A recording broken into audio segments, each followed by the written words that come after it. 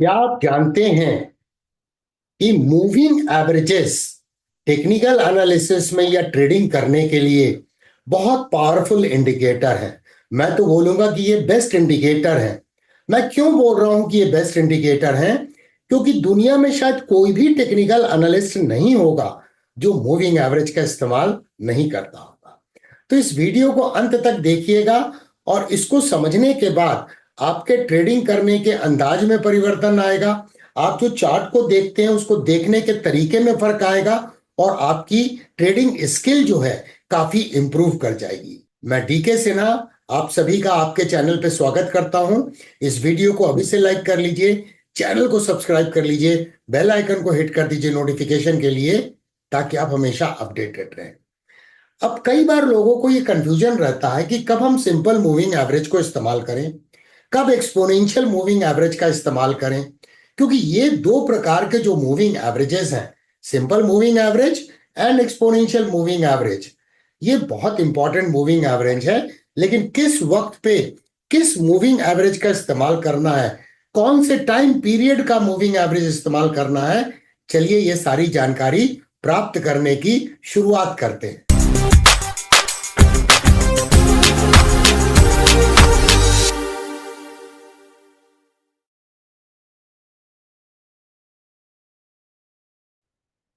वैसे तो कई प्रकार के मूविंग एवरेज हैं, लेकिन दो प्रकार के मूविंग एवरेज सबसे ज्यादा इस्तेमाल किए जाते हैं टेक्निकल एनालिसिस करने के लिए या ट्रेडिंग स्ट्रेटजी का निर्माण करने के लिए। Simple moving average and exponential moving average. पहले डिफरेंस समझते हैं कि दोनों में डिफरेंस क्या है। मूल रूप से डिफरेंस यह है कि सिंपल मूविंग एवरेज जो एवरेज कैलकुलेट करता है डेटा पॉइंट्स का, पिछले 10 पीरियड का या 20 पीरियड का, तो उसमें सारे डेटा पॉइंट्स का इक्वल वेट देता है। अब सारे डेटा पॉइंट का इक्वल वेट देने का तात्पर्य क्या हुआ कि इसमें लैग जो है वो ज्यादा होता है। मतलब एक्सपोनेंशियल मूविंग एवरेज के कंपैरिजन में सिंपल मूविंग एवरेज जो इंडिकेटर है वो लैगिंग इंडिकेटर है। अब एक्सपोनेंशियल मूविंग एवरेज क्या करता है कि एक्सपोनेंशियल मूविंग एवरेज एक मल्टीप्लाइंग फैक्टर का इस्तेमाल करता है पिछले ईएमए पॉइंट से, और इस तरह से रीसेंट प्राइस एक्शन को ज्यादा वेटेज देता है।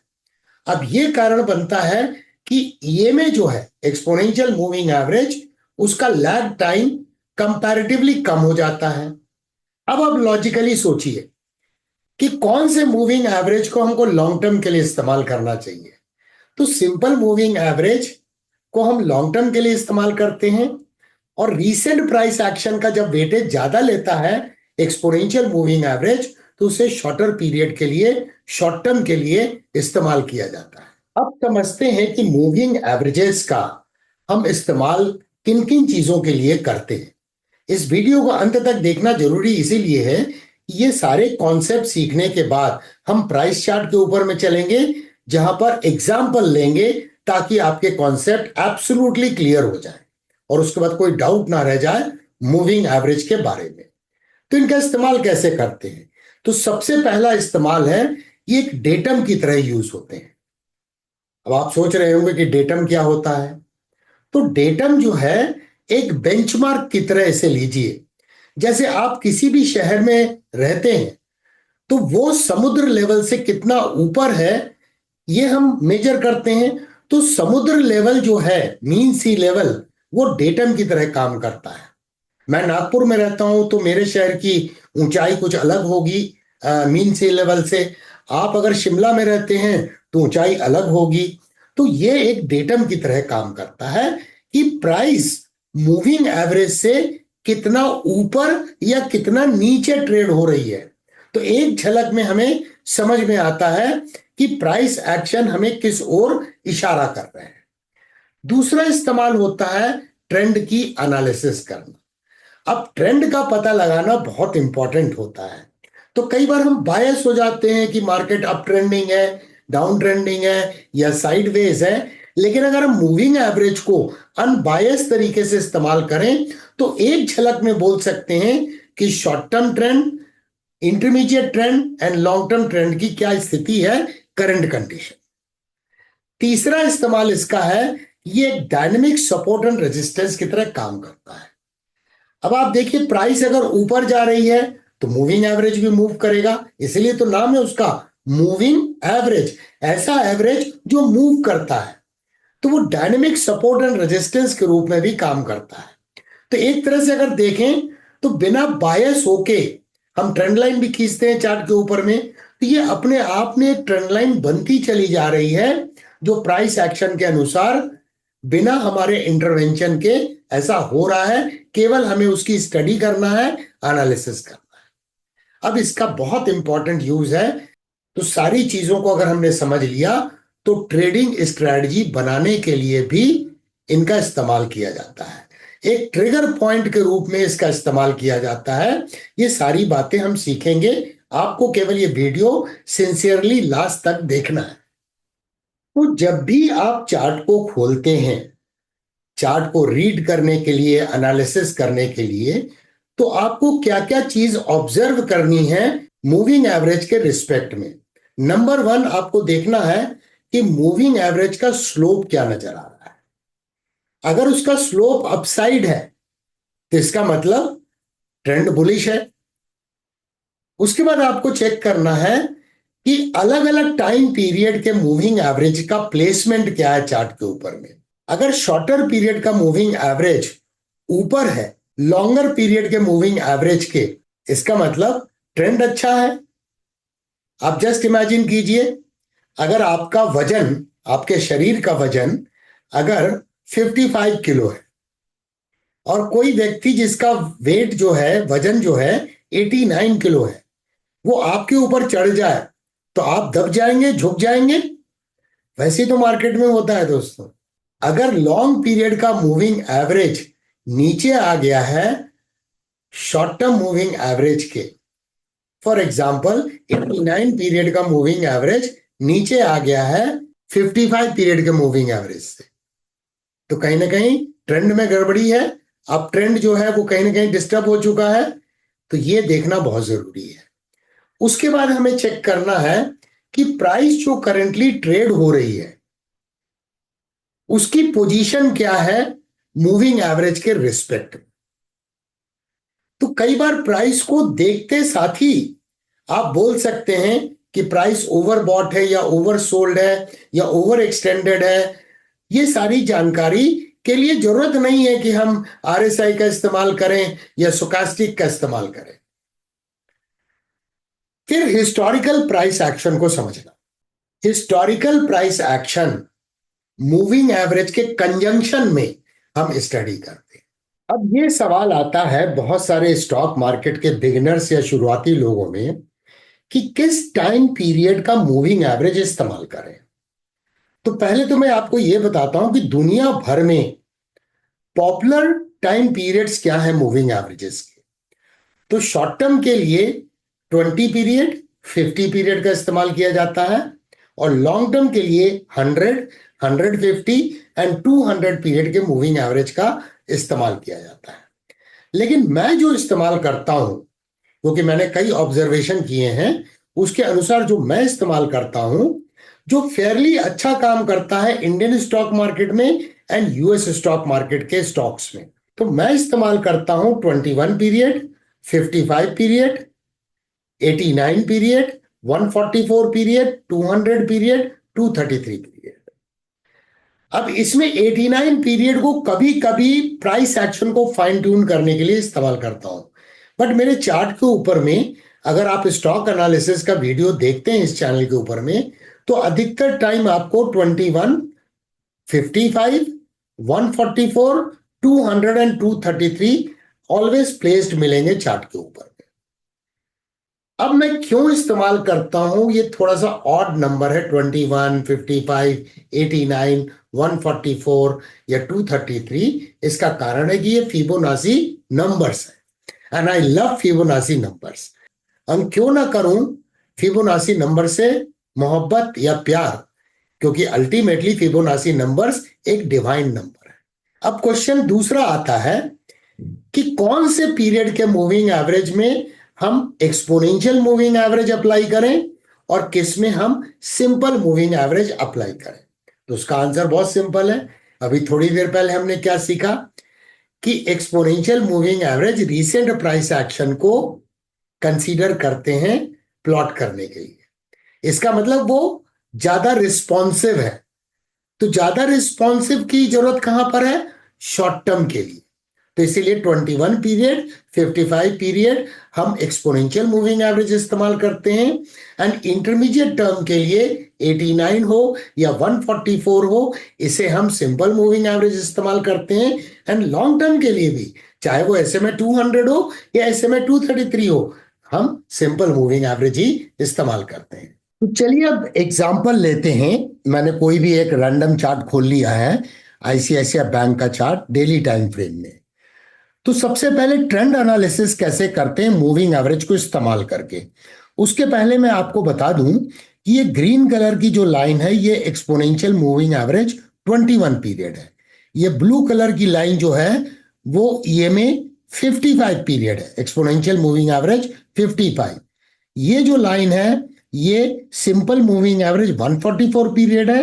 ये येलो कलर की लाइन सिंपल मूविंग एवरेज 200 है और ये ग्रे कलर की line simple moving average 233 period की लाइन है। तो सबसे पहले कैसे इस्तेमाल करते हैं, मैं आपको इतने सिंपल रूल बताने जा रहा हूं। अगर आपने इसको फॉलो किया तो ट्रेंड एनालिसिस में आपसे गलती होने की संभावना बिल्कुल खत्म हो जाएगी। तो पहले देखिए, हम देखते हैं मूविंग एवरेजेस के प्लेसमेंट। EMA 21 यहां पर EMA 55 के ऊपर है। तो पहला तो ये स्टैब्लिश हो गया कि ये शॉर्ट टर्म ट्रेंड जो है इस स्टॉक का वो बुलिश है। अब बात करते हैं इंटरमीडिएट ट्रेंड की। यहां देखिए EMA 55 ऊपर है सिंपल मूविंग एवरेज 144 पीरियड के, तो इंटरमीडिएट ट्रेंड भी बुलिश है।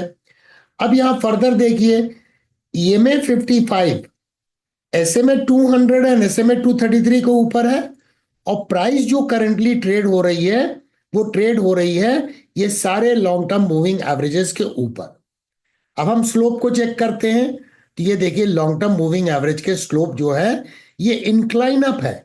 इसका मतलब ट्रेंड बुलिश है और बुल्स जो है वो कंट्रोल में है मार्केट में बेयर्स के ऊपर में। तो शॉर्ट टर्म मार्केट में करेक्शन जो होता है उसे हम मीन रिवर्जन बोलते हैं। जैसे आप देखिए प्राइस में एक ऊपर गया, फिर एक करेक्शन हुआ, फिर प्राइस ऊपर गई, फिर करेक्शन हुआ। तो ये प्रोसेस तो मार्केट में लगातार चलती रहेगी, क्योंकि जब भी प्राइस ओवर एक्सटेंडेड हो जाएगी, तो मुझे याद आया कि ओवर एक्सटेंडेड जैसे मैंने बोला विजुअल ऑब्जर्वेशन से, यहां पर आप देखें प्राइस स्ट्रेट वे ऊपर जा रही है और इस जगह पे प्राइस ओवर एक्सटेंडेड हो चुकी है कि ये शॉर्ट टर्म मूविंग एवरेज जो है EMA 21 और EMA 55 से काफी ऊपर जा चुकी है। अब इसके लिए स्टोकास्टिक या RSI देखने की जरूरत नहीं है, ऑब्जर्वेशन हो जाता है। जो शुरुआती लोग होते हैं ये प्राइस का पीछा करने लगते हैं, तब उन्हें रिस्क टू रिवार्ड रेशियो नहीं मिलता है और वो मार्केट में ट्रैप हो जाते हैं। यहां देखिए कितनी ब्यूटीफुल अपॉर्चुनिटी आई थी। ये प्राइस करेक्ट हुई, यहां पे बुलिश एनगल्फिंग कैंडलस्टिक पैटर्न बना और ये एक बिल्कुल भी क्लोज में थी EMA 21 के। तो इस जगह पे बाइंग की अपॉर्चुनिटी थी जहां रिस्क बहुत छोटा था और रिवार्ड का पोटेंशियल अच्छा था। ये देखिए 1:2 का रिस्क टू रिवार्ड मिल भी गया। दूसरा हम ऑब्जर्वेशन करते हैं कि प्राइस जब करेक्ट होती है तो सपोर्ट कहां लेती है। तो ये देखिए प्राइस जब भी करेक्ट होती है EMA 55 के नीचे तो जाती है बट रिकवर होकर ऊपर चली जाती है। EMA 21 और EMA 55 एक डायनेमिक सपोर्ट के रूप में काम कर रहा है। हमने यहां पर देखा, यहां पर देखा, तो इससे एक ऑब्जर्वेशन से पता लगा कि ICICI बैंक का शेयर जो है वो EMA 21 और EMA 55 के नीचे जाता भी है तो वो सस्टेन नहीं करता है, रिकवर हो जाता है। तो ये एक डायनेमिक सपोर्ट के रूप में ये काम कर रही है। अब थोड़ा सा पीछे चलते हैं। अब देखिए ट्रेंड की एनालिसिस में इस जगह पे अगर हम और पीछे आए तो ये देखिए यहां पे डाउन ट्रेंड था। यहां पे डाउन ट्रेंड जब था तो एक तो market structure lower highs and lower lows है, ये सारी चीजें इंपॉर्टेंट है। बट उसके अलावा इंपॉर्टेंट क्या था कि यहां पर देखिए EMA 55 ने SMA 144 को क्रॉस अंडर कर लिया था। तो अब जब बड़ा वाला मूविंग एवरेज ऊपर चला जाए तो क्या होगा, छोटा मूविंग एवरेज तो और दब जाएगा, प्राइस गिरने लगेगी। तो यहां पर ट्रेंड बेरिश ट्रेंड हो चुका था, और आप देखिए स्लोप भी SMA 144 का इंक्लाइनिंग डाउन हो गया था। तो ये एक ऐसी जगह थी जहां पे कोई ट्रेडिंग अपॉर्चुनिटी लॉन्ग साइड में नहीं थी। वैसे देखें, कई बार हम देखते हैं इसके प्राइस एक्शन को, तो यहां देखिए ये एक अप ट्रेंडिंग मूव था, करेक्शन हो रहा था तो प्राइस EMA 21 पे सपोर्ट लेती थी, नया हाई बनाती थी। यहां करेक्शन हुआ तो EMA 55 पे सपोर्ट लिया, नया हाई बनाया। फिर करेक्शन हुआ, EMA 21 पे सपोर्ट लिया और नया हाई बनाया। तो ये इंपॉर्टेंट है समझना कि अब ये देखिए यहां करेक्शन हुआ तो यहां पर प्राइस जब ऊपर गई तो EMA 21 और EMA 55 अब एक रेजिस्टेंस के रूप में काम करने लगे। जैसा मैंने शुरू में बोला कि EMA 21, EMA 55 dynamic support and dynamic resistance के रूप में काम करती है। केवल हमें देखना है कि प्राइस कहां पर करंटली ट्रेड हो रही है with respect to the moving averages. अब ट्रेडिंग स्ट्रेटजी कैसे बनाते हैं मूविंग एवरेज का इस्तेमाल करके, तो यहां पर देखिए EMA 21 ने EMA 55 को क्रॉस अंडर कर लिया था। तो इस जगह पे या तो आप शॉर्ट सेलर हैं तो आप शॉर्ट सेलिंग कर सकते हैं, और ये जो मूविंग एवरेज है इसके ऊपर में आप स्टॉप लॉस लगा सकते हैं। बट मैं ऑलवेज बोलूंगा कि लॉन्ग साइड के ट्रेड को देखें, आपको फिर थोड़ी देर में मौका लगेगा। इस जगह पे देखिए EMA 21 ने EMA 55 को क्रॉस ओवर किया, और इस जगह पे आपको क्रॉस ओवर किया EMA 55 ने SMA 144 को। तो अब ये बुलिश ट्रेंड में आ चुका है। तो जब भी प्राइस में करेक्शन हो और डायनेमिक सपोर्ट के रूप में यहां से सपोर्ट लिया, और इस जगह पे जब भी आपको बाउंस बैक मिले ये क्रिटिकल मूविंग एवरेजेस से शॉर्ट टर्म में, तो शॉर्ट टर्म ट्रेडिंग की अपॉर्चुनिटी यहां पे बनती है। बाकी तो लॉन्ग टर्म के लिए चार्ट पैटर्न्स के अनुसार बहुत सारे पैरामीटर्स है टेक्निकल एनालिसिस के, तो आप सीखते रहिए। हमारे जीरो टू हीरो की प्लेलिस्ट में सारे ट्यूटोरियल वीडियोस हैं, उसके माध्यम से सीखते रहिए, और नए नए वीडियो भी हम लेके आते रहेंगे। तो चैनल में बने रहिए, चैनल को सब्सक्राइब कीजिए, बेल आइकन को जरूर हिट कर दीजिएगा ताकि आपको नोटिफिकेशन मिल सके जब कोई नया वीडियो चैनल के ऊपर में आए। तो देखने के लिए धन्यवाद।